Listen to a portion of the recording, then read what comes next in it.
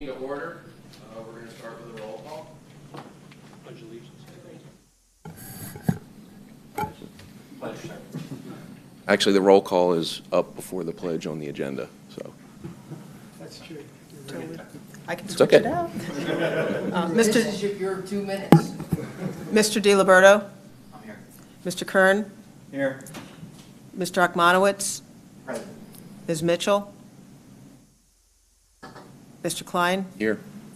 Mr. Anderson, Here. Ms. Weed, Mr. Jackson, Here. Mr. McCucci. Here. Okay, thank you. Now, the Pledge of Allegiance. I pledge allegiance to the flag of the United States of America and to the republic for which it stands, one nation, under God, indivisible, with liberty and justice for all.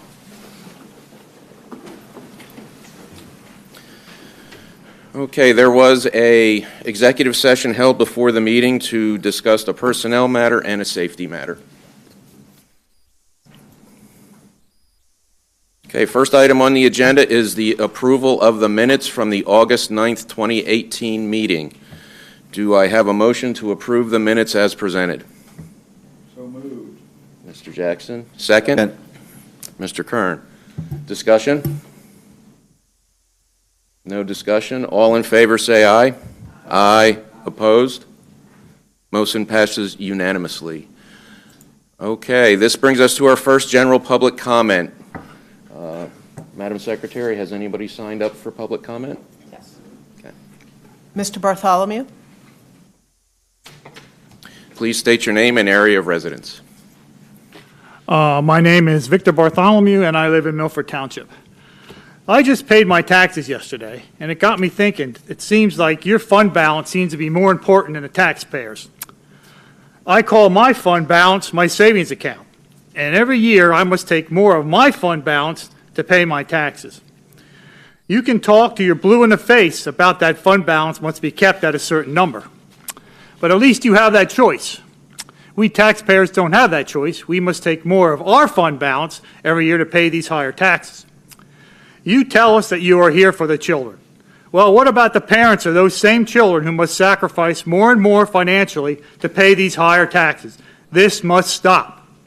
I don't know who I am more disappointed in, this board or our professionals who refuse to take a pay reduction to help ease the tax burden on this community, who also, by the way, pay their salaries. Thank you. Thank you, Mr. Bartholomew. Nobody else has signed up. Anybody else like to make any comments at this time? No? Okay, thank you. Next, we're moving to the superintendent's report. Dr. Harner. Yes, sir. It is my privilege, first off, tonight to introduce Chief Fico from Richland Township. He is the police chief there, and Officer Brian Hendrizak, who is our new SRO for the school district, housed primarily at Strayer Middle School. Brian, would you stand, please? And I just wanted to introduce him, say all the board members have a face with a name, and besides this lovely photo that's out there that's my 6,700 closest friends have had a chance to see. So it's better than being on the post office wall. But Brian, want to thank you for accepting the opportunity. Could you briefly tell the board your training over the last couple of weeks? Yes, I've attended a week-long course at basic SRO school, which is a course that encompasses pretty much everything that we need to know as police officers, law-related and school-related inside. Collaboratively together to make sure. I also attended Alice Instructor School. I'm sorry, Alice Training School with the intentions of going to instructor school yesterday. Carriers to start. And from there, I'll be attending the new teacher orientation. You've already had a chance to meet a lot of the faculty out there. I've seen you in the Twitter world. I have, yes, and I had the privilege of meeting, working with Dr. Buzzer and her staff. So we've provided him an office in the front, working with the chief on procurement of equipment. That's same with Bob Lee, Officer Lee at the high school.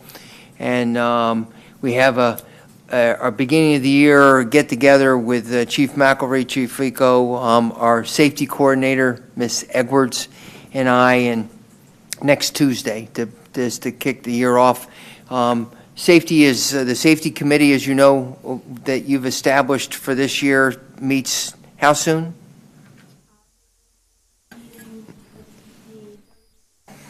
And you met with your chair today.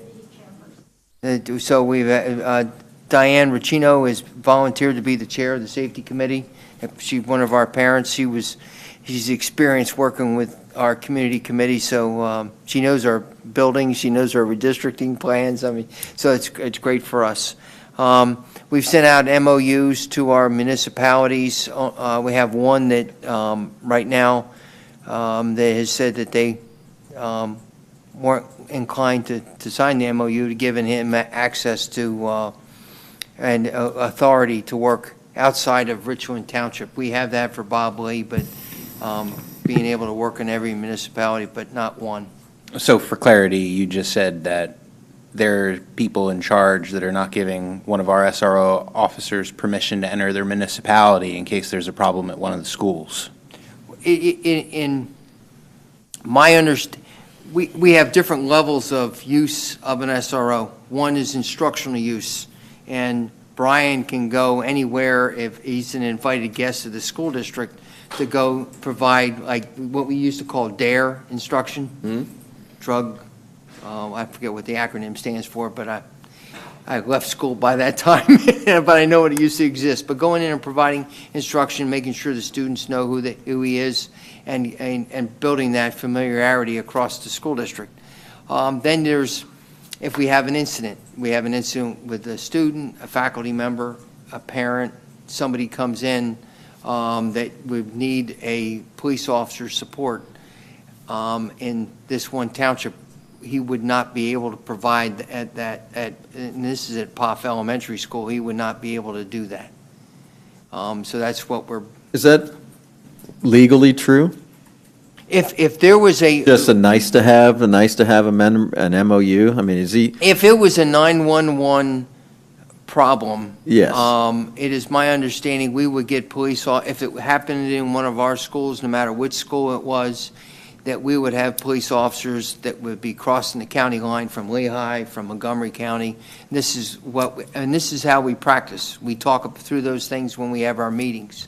Yeah, I guess my point is, God forbid something happened and Brian's like, we don't have an MOU, so I guess I'll just sit here and watch. Like, I just can't imagine that actually, like an MOU actually having that much power. Mr. Garten.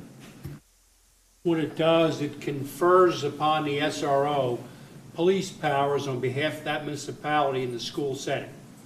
So in the absence of the MOU, in the absence of an emergency, the officer that's in that township does not have police powers because the municipality has not conferred those powers on that individual. Yeah, I meant mostly for an emergency. The emergency piece, yeah, that's the key word there. So would it be, and maybe this is for the chief, it's fairly common that if there's an event, I have to imagine that we would see a response from all over the place, regardless of whether there was an MOU in place. Would that sound correct? Yes. If there's an emergency, all it takes for another police department to enter into a jurisdiction is a call from that jurisdiction. So if the state police were to call and say, hey, we need help at POF, we're covered. Okay. It's municipal jurisdiction. Okay. So we're covered. Okay. That call would have to come from another police entity, or would someone in the school be able to call and ask for that? Now, it would have to be a request for assistance from the police department. Okay. Which is the state police in that regard, Correct. in this jurisdiction. And would they, We have those conversations all the time. and would that be fairly quick? I mean, I would imagine it's not something that we would see a delay in, right? I'd be willing to bet that before that phone call even happened, the cars would be already rolling that way. Got it. So you anticipate those things in our profession, unfortunately. Sure. So, but we do need to have them for coverage. Absolutely. Thank you, Chief. Thank you. So the question, I guess, to the board and my fellow board members is there anything we can do, a document that we can send on behalf of the entire board? Is there anything else we can do to sort of throw our support behind it? I don't Or understand why there would be a negative to it. well, right. I mean, it would sound like it could be just simply politics playing out, regardless of whether it I would is. The think question that- is, can we do anything as a unified board, sending a letter sort of in our support of signing it? I would think it'd be a good thing to have the board send a letter to the Board of Supervisors. Sure. And say it's important, need a dialogue. If you want to sit down with us, we think it's a good idea. Let us know why you have an issue. I think it'd be appropriate to do that. Maybe we could bring like ice cream to the meeting. Thanks, John. It is, the municipality has its next meeting, supervisors meeting on the 4th, and I was going to be there to take questions and take their concerns, whatever they are. I plan on attending also. And I know the principal, and I'm hoping that some of the parents from there, I've spoken to a couple teachers who live in that work in the school and also live in that municipality, that they'll plan on attending.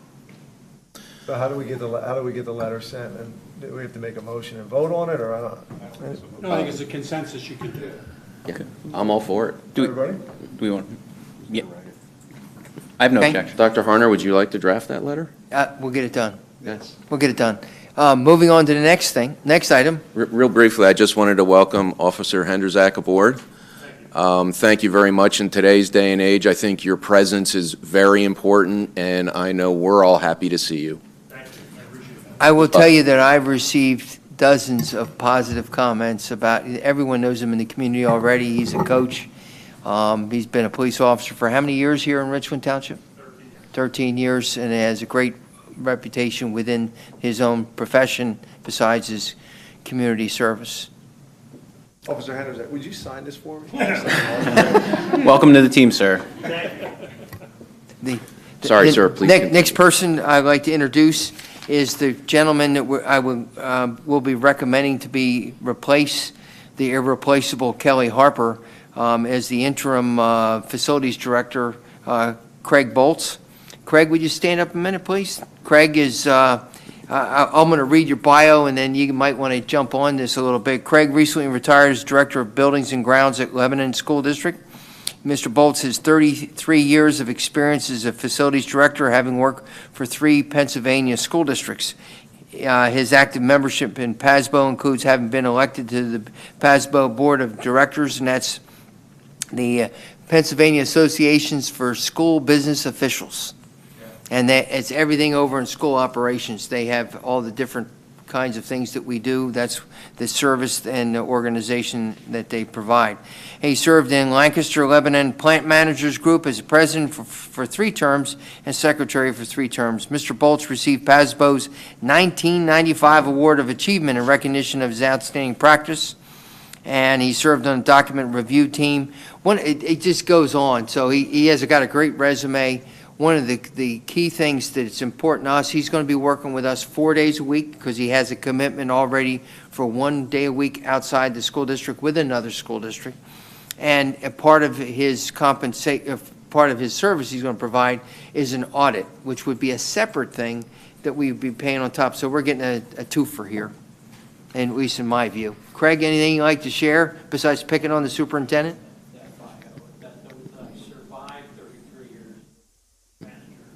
No. That's good to know. We see you standing tall. Our next item on the superintendent's report is a report out on the metrics.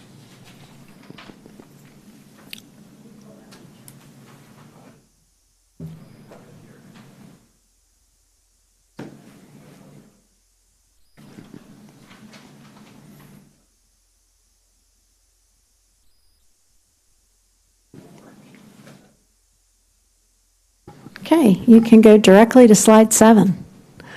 Tonight we're reporting out on some of our results from 17-18, and there is a PowerPoint in board docs that you can review, given our desire to be there for the band at 8 o'clock. Just a couple of highlights. The elementary, middle, and high school metrics are listed in there. From a color coding standpoint, green means we met the target. Yellow means while we didn't meet the target, we did either have steady or improving performance. And the red ones are an area of concern, and math continues to be a primary area of concern. So I'll begin with the end in mind. If you want to go to, let's see, slide 13. Okay, yep, whoa, back one more, just back one. Our overall results, we met the target 9 of the 24 metrics. One we excluded because there isn't data due to some changes in the CCR class.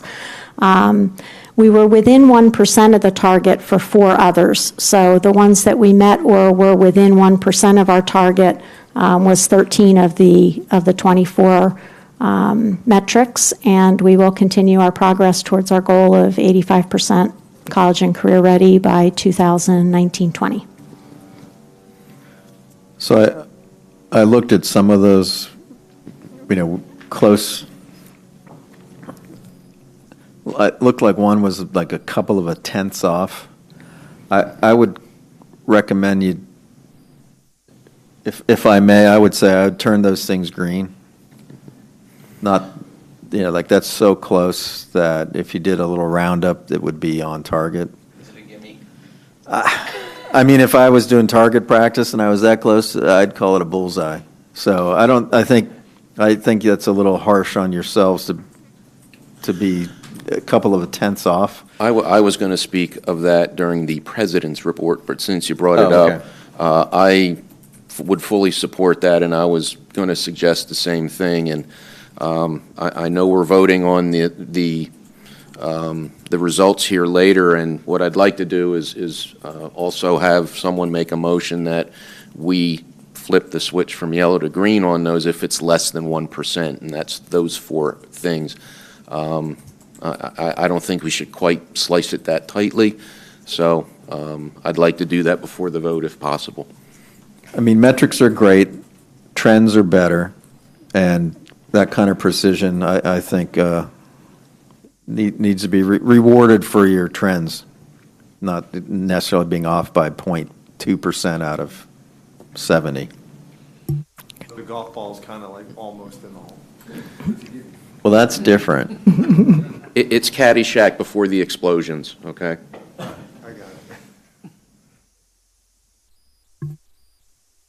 got it. Thank you. Our next report is from Dr. Hoffman on last year's PSSA's Keystones, SAT, PSAT, and AP results.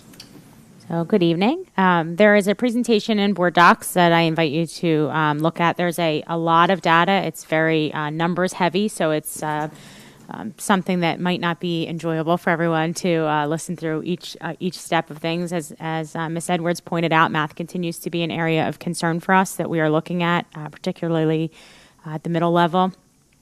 So that's certainly something that Mr. Lesher and I are going to be diving deeper into. But we do have some definite points of celebration. I listed the overall PSSA scores for the district, PSSA scores by building, so that you can see by grade level and overall how we're doing. You should note that the tests continue to change, so it's not necessarily a apples-to-apples comparison. They keep changing the target a little bit there for us, but it's close enough that you can see how we're doing.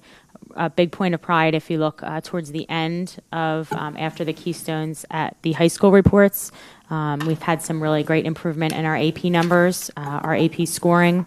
The number of students who have reached AP Scholar status has continued to improve. So I hope that you'll take a look at that, and if anybody has any more specific questions, I plan to go over it a little bit more in detail at the next Education Committee, where we can kind of dive into it once we've had it. We've just gotten some of these results, so once we have a chance to kind of dig into them a little deeper. Thank you, Dr. Hoffman. Can I ask just one recommendation? So it's tough it's tough for me to look at these numbers and know, I mean, there's always like sort of ebbs and flows, but general direction. is there any way you can put this in sort of a line graph for us? to see, Histogram, got it. You know? Sure.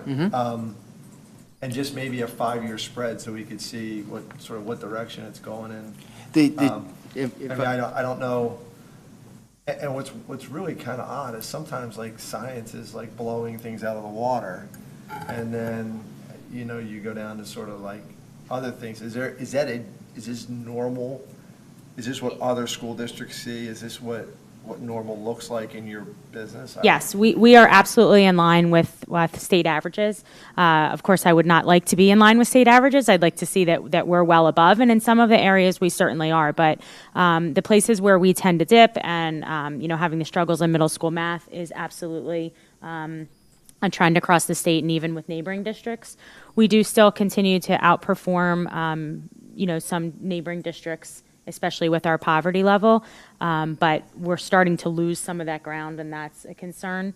Part of the difficulty with giving you, and certainly I'll try to find a different way to present that hopefully will work, but like I said, when the tests change, there aren't cohort analysis, it's not available, because they were asked different types of questions, or there were only 2 sections instead of 3, or there's no longer in RELA the same number of open-ended, so the scoring's different.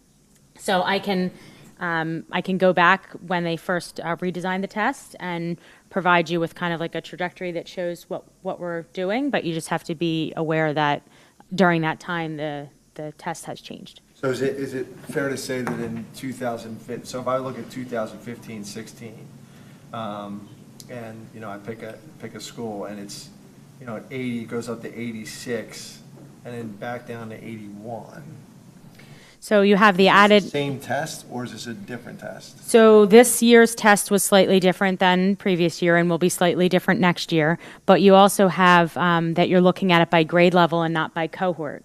So you would need to look at how last year's 3rd graders did on math compared to how this year's 4th graders did on math if you want to see if that same group of kids has been moving along, which is another way that I can certainly present the data for you if that would. So then looking back here, so I'm looking at grade 3 ELA. Okay. Grade 3 ELA is 86 on POF. Grade 4 ELA would be last year's group, right?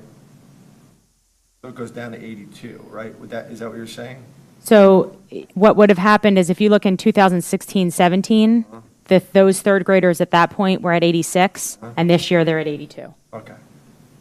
So while you look at the fact that grade 4 made improvements as a 4th grade from 78% last year to 82, they actually lost ground because those kids went from 78 to 74. So it's just which way you'd prefer to see the data, by cohort or by grade level. I can do both and put it into a chart for you for the next Ed Committee meeting if that would be helpful. Does that summarize what you'd like? Yeah, I'm just trying to think, because it's such a different, it's not like you're comparing apples and oranges. I mean, you're not comparing 2 groups that are this alike, right? It's almost like comparing this year's Eagles to last year's Eagles. Yeah. Almost this kind of, I don't want to say pointless, but it's Yeah, it is actually. I mean, so is looking at last year's data. Yeah. I think another metric that's going to hopefully be helpful for us is the Future Ready Index, which has not been released yet, so we don't actually know what it's going to look like, but hopefully that'll give us a comparison point also now that we don't have the SPP to use, which maybe will provide some additional. So what changes do you make in math if, you kind of identified it, you said it's a struggle. What do we do differently? So we did something differently a couple years ago by starting with the new elementary math curriculum, and it takes time to move ahead, but unfortunately there are kids in those classes now that we have to do some skill recovery with them. So we talked actually to Mr. Thompson today about some strategies that he's going to put in place in the 6th grade center, which I think all of us felt really good about. And having Mr. Lesher be out in buildings and in classrooms like he's been last year, trying to tighten up some of those instructional practices and making sure that we're meeting kids where they are and trying to move them ahead. Cool. Thank you. The last thing, there are points of celebration at the high school level. Definitely our students who are graduating from us are going off a lot higher, being college and career ready. The number of students this year, the senior class that took and passed an AP exam was 31% of the graduating class, which is huge. And in comparison with the same percentage of our a lot more affluent districts that are here in Council Rock and Central Bucks, so we're doing really well there. Also, in the PSAT, as you probably remember taking it back in the day, the PSAT we offered for both eighth graders, 10th graders, and 11th graders, and 11th graders. And this year's incoming senior class, there are over 10% of our senior class, about 40 students, are in the top 90 percentile on the PSAT across the country. That's huge. So you can, the level of rigor they're getting at the high school and the tougher classes they're taking 9th through 12th grade, because they're taking college level classes now in 9th grade, and some students, since we closed the freshman center, they're able to take almost anything they're able to take, in their curriculum, and then when they're ready for it. So you have 9th graders taking multiple AP classes now. And so the level of ability of our graduates is really going up. So the challenge we have is middle school, and one of the things we talked about 4 years ago, looking at the trend lines for when I first got in here. As I talked today in another meeting, we have a scissors crisis, and it's like the scissors. Our scores, and this is a national trend, state trend, local trend, our students come out of 5th grade at a higher PSSA score in 5th grade, and then it starts declining down about 20% over their middle school experience when they should be going up, and up here being college ready, because it's the Common Core standards. It's the reverse for our reading verbal. It's that they're down here coming in from 5th grade, and they're on the rise. So that's where you got math going down, you have English language arts going up, and you can see that on the metric data, you can see that on the performance there. And if we had a way to show PSSAs over time, 5 years, they'd be different tests. So we can't prove it to you geographically and being accurate. Thank you, sir. That completes the superintendent's report. Thank you, Dr. Harner. We'll move on to the standing committee reports. The first on the agenda is the policy committee, but I know the chairwoman, Ms. Weed, was not in attendance tonight. Did the committee meet at all? Yes. Mr. Kern? All of us met. Mr. Kern, would you like to give the report then? Certainly. It's always good being the only member, and there's no debate. Are you sure? I know. Typically, I do argue with myself. So, but Nancy Ann and I soldiered on, and we did some stellar work. My favorite activities are getting rid of things when it comes to regulations. So, we collapsed 2 redundant regulations into one for the extra duty assignments. Do I need to say the numbers? You can probably check on that, all right, 1016. We did another one, the political activities. There was extra regulation that we combined it into one. We updated, there were some very old, not been touched in a long time policies, so we updated the food services language. There was another update in the technology area, so Joe probably cringed at some of the old terminology. And there was some recommended wording to upgrade the sorts of things you are and are not allowed to do for acceptable use of our electronic resources here. Even that word sounds funny. But in other words, all the computer stuff here, like proper ways to use and not use it, that was updated. We basically got rid of the petty cash policy, because does anybody even know what petty, like, it'd be great if there were students here. Raise your hand if you know what the term even means. Probably nobody knows what it means. So as Nancy Ann said, yeah, there's no money in a coffee can in somebody's desk anymore. And we reviewed some minor changes to the evaluation of classified personnel, and that means the, what'd you call it, like the support staff are called classified. And we reviewed the ethical behavior of professional staff. The policy, we didn't actually review their people's ethical behavior. Glad to know. Thank you. And that was it. Thank you, Mr. Kern. This is riveting. Surprised we didn't have more public people there. Next is the Finance Committee. Mr. Micucci. We did not have a meeting. Thank you, sir. The Facilities Committee, Mrs. Mitchell is not here. Is anyone else from the committee?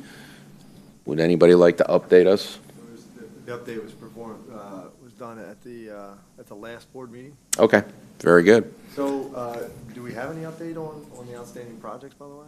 Anybody? Not that I'm aware of, no. Okay, next is the Bucks County Intermediate Unit, number 22, Mr. Jackson. In an effort to keep things flowing, I'm going to do all three of my reports real quick here. Thank you, sir. The IU report, we met on Tuesday.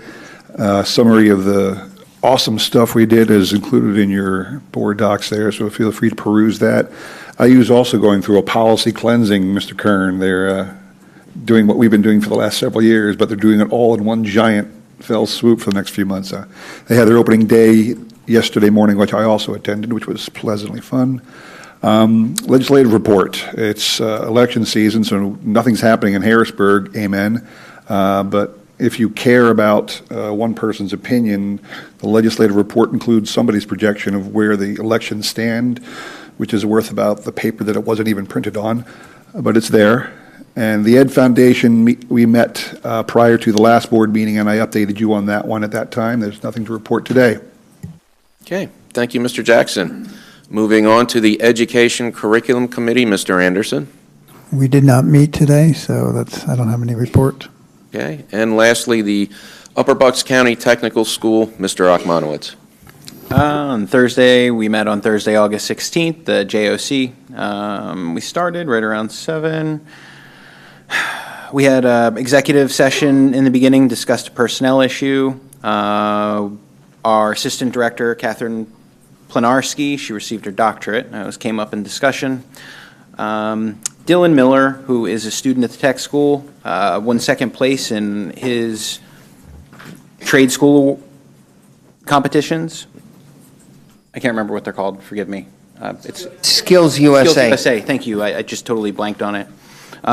Because of that, he received a very large scholarship, about $17,000. About $30,000 scholarship. He got about $17,000 in tools.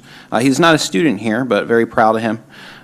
The school did, however, receive a Harley-Davidson as a donation from Harley-Davidson for the small engines repairs class.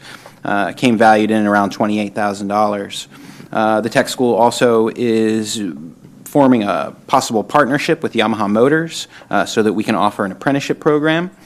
It looks like the tech school is going to try and get into the market of marine motors because they are far and few between if you were looking for courses. We received $2,095 in donations from Chick-fil-A. The tech school will be moving over to Canvas for 2019. The school did pick a theme for 2019, be the best person, student, and citizen you can be. We received a Carl Perkins grant valued around $7,000 for math and science professional development.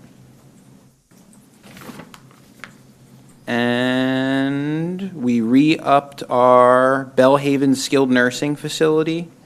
We have a clinical arrangement where our students go out and help care for some of the patients there for another 3 years. And last but not least, the next regular JOC board meeting is September 20th at 7 o'clock. And there is a parents' information night on September 11th from 5:30 to 7.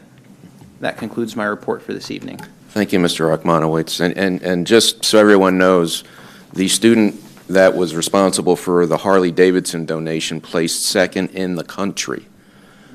Okay, so that is a huge, huge deal to place number 2 in the country. The top 5 got similar donations from Harley-Davidson and other sponsors that with scholarships and whatnot. So thank you, sir.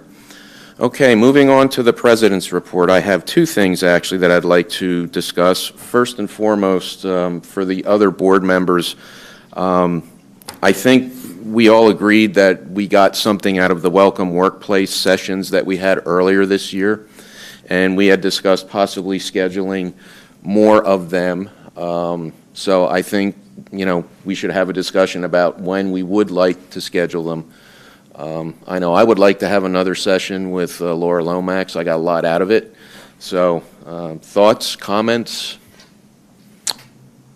Are you looking for date suggestions or all encompassing? Yeah, we agree we should do that, probably. Well, I think we have another retreat coming up, Dr. Harner.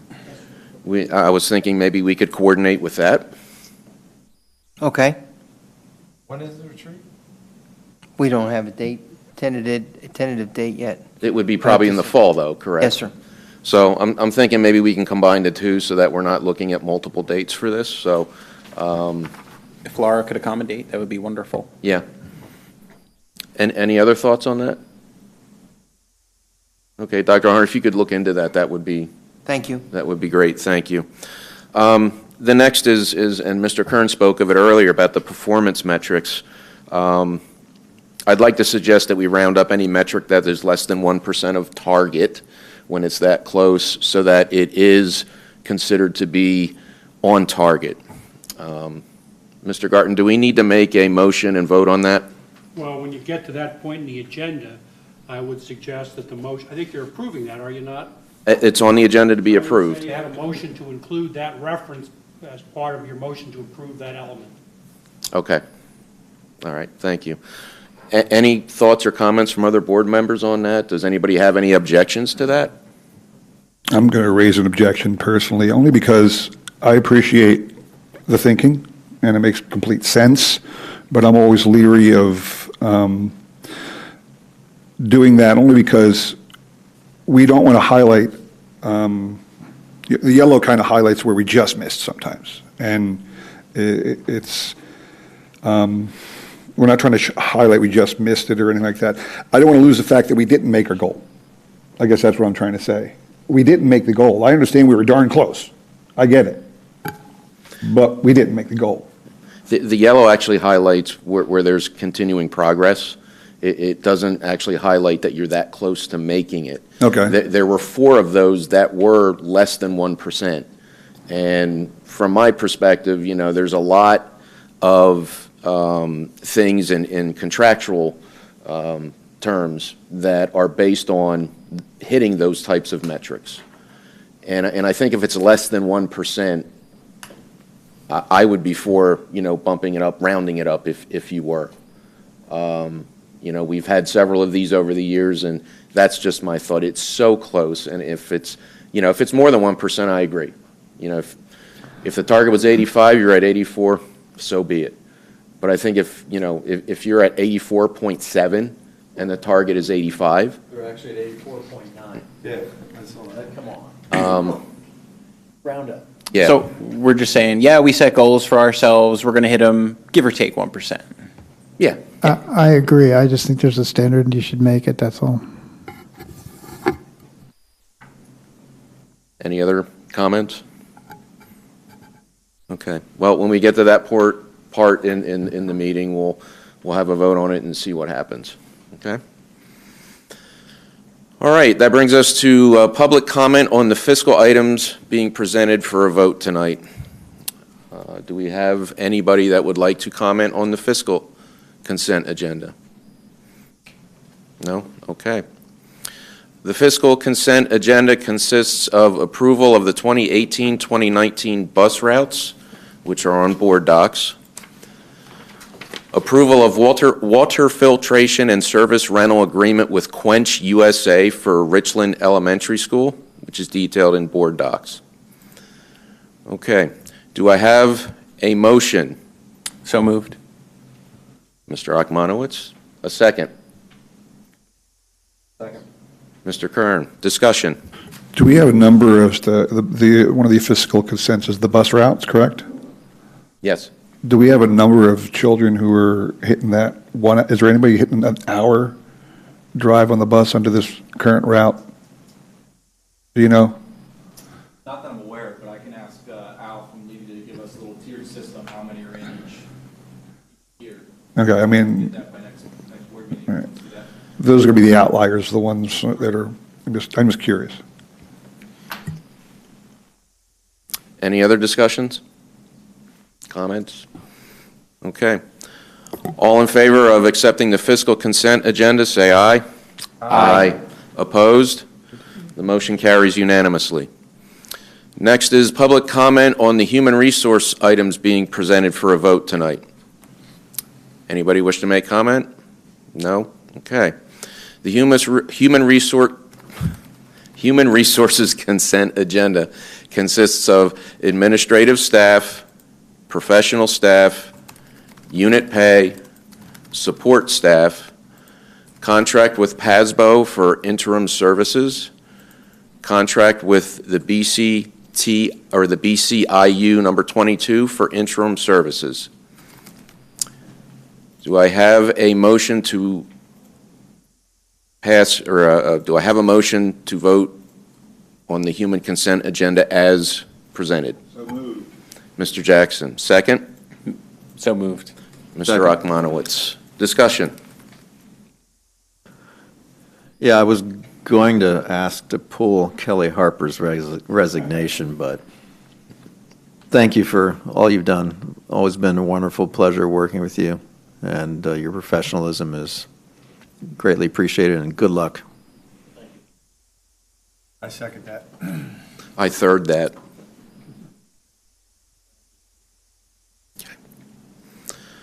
Okay, all in favor of accepting the Human Resources Consent Agenda as presented, say aye. Aye. Opposed? I abstain. One abstention. Motion passes almost unanimously. Okay, moving on for public comment on Office of Teaching and Learning items presented for a vote. Anybody have any public comment? Okay, the Office of Teaching and Learning consent agenda is to approve the Aspire Plan course statements, approve of a textbook on personal finance. Do I have a motion to accept the Office of Teaching and Learning consent agenda as proposed? So moved. Mr. Anderson. Second. Mr. Jackson. Comments? Discussion? Okay. All in favor of accepting the Office of Teaching and Learning consent agenda as presented, say aye. Aye. Opposed? Motion passes unanimously. Public comment on the policy and program items being presented for a vote tonight. Okay. The policy and programs consent agenda is as follows. Approve agreement with UHS of Doylestown Foundation LifeWorks for the 2018-2019 school year. Approve the Quakertown Community School District performance metrics for 2017-2018. And I guess we need to have a motion at this point to amend that. I would say you should separate out that item, So pull that item. pull that item and vote on the other item that apparently not controversial. Okay. Do we need a motion to pull the item? Yes. Okay. I make a motion to pull the item on performance metrics. Do we have a second? I'll second. Okay, Mr. Rachmanowitz. Okay, so what we're going to do is vote first on the policy and programs consent agenda without that item? No, you have to vote to remove it first. Oh, I'm sorry, excuse me. Hold on, Rachmanowitz there. Hey. I was just trying to keep things moving.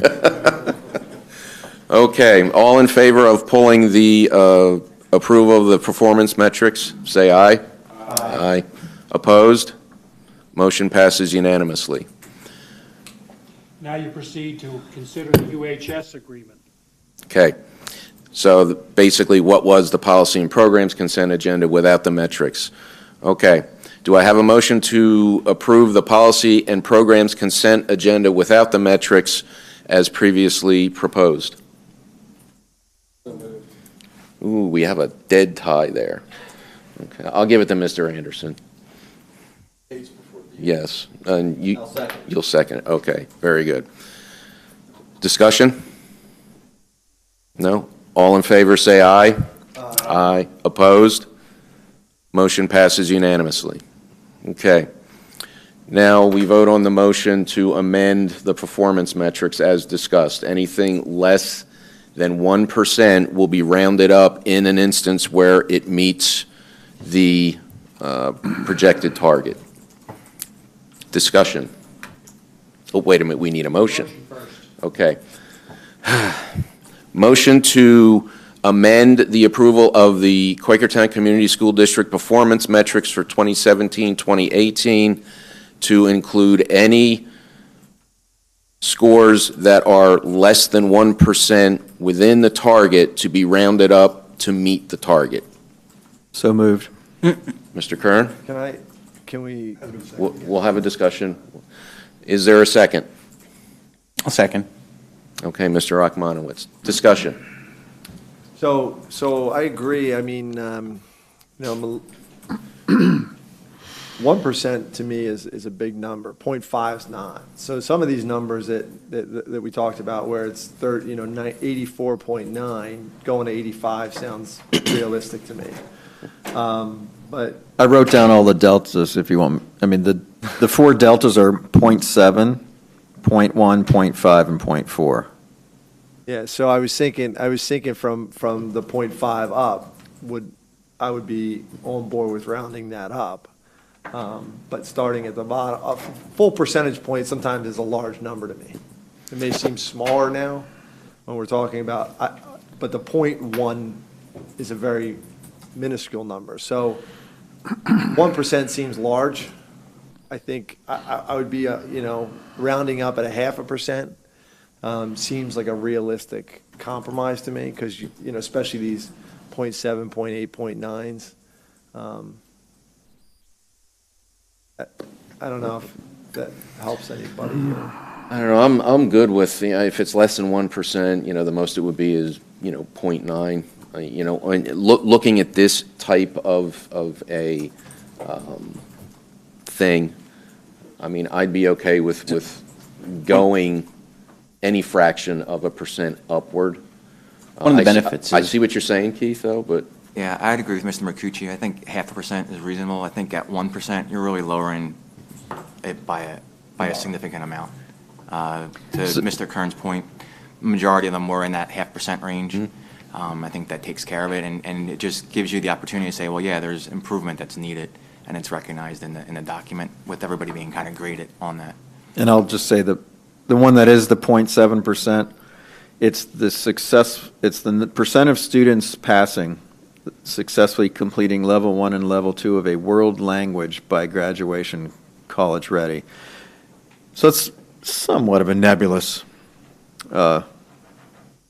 metric. It's an interesting one now I look at it. The target was to be greater than 65%, and they were only 64.3%. That's the biggest. And the other ones that were like 0.1 were like out of 80 something, 0.5 or 0.4 out of 90 something. So this is also the largest percentage of a percentage, but that's also a weird metric. But anyway, This is the kind of argument students would make all the time in their grades, and to me, you have to have a standard. That's all there is to it, I think. If you're intent upon changing it, someone has to make a motion to amend the motion to be 0.5 and above, which you were, 0.5 and below, I guess, as being what you're going to vote on. That's where the discussion's leading. Okay. Mr. Jackson, do you have any thoughts on that?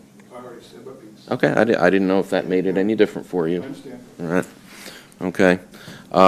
It sounds like the 0.5 would be what most people want. So do we have a motion to amend the motion to 0.5% and above? so moved. Okay. And I would second that. Okay. So then we'll vote on the amended motion to round up any target that is 0.5% or higher up to meet the specific number. All in favor? Any further discussion? Excuse me. Okay. All in favor of the motion as presented, say aye. Aye. Opposed? Nay. Okay, so the motion passes. 5-2, thank you. Yep. Okay, now we will vote on the original approve the Quakertown Community School District performance metrics for 2017-2018 as just amended. Do I have a motion to approve the metrics as amended? So moved. Mr. Akmanowitz, second.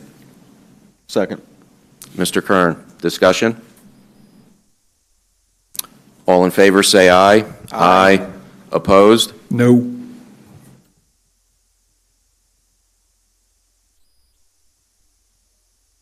Okay. So the motion passes again 5-2. Okay, next is information items. We have the board briefing book. Feel free to look at that on board docs. And we have invitation for bid, IBF results for select Milford Middle School surplus property. That is also on board docs if you would care to review that information. Okay. Any new business for the board members? One thing I would like to bring up is if we could go to one board meeting a month instead of two. I don't know how we should go Second. about that. Shouldn't that be held until we do the reorganization meeting in December, because that's when we'll outline the meeting schedule, correct? I mean, we can discuss it now, but there's really no action to take until that time. I mean, if you guys want to discuss it now, that's fine with me, or we can wait until closer to the December meeting. I would invite conversation at a later meeting if it's. Well, can you amend the, I mean, you can't fix that? Well, the meetings, Meeting schedule anytime. Right. Now, we are up against the time where Dr. Hunter would like to end the meeting. It is now, This is the board's meeting. I know that, but there is something scheduled over at Alumni Field tonight, so I'm being mindful of that. the meetings aren't official until they're posted in the newspaper or wherever the online notification You is. have to change posting one time if you make that. Right. There's been a schedule on board docs since December. So, I mean, I would not want to change the schedule this calendar year, just because it's been on the website since we created the calendar back in December. If you want to go to another, that's why I say if you want to go to a once a month, I think the discussion should be had in November or October, and then. Well, that's not that far away. Correct, it's not. I'm just. I'm okay with that, but Would that be just a policy change, or is that something that we vote on? we would vote on that. Okay, so there's no Yeah, policy? there's no You have to policy. have two meetings? Oh, Right.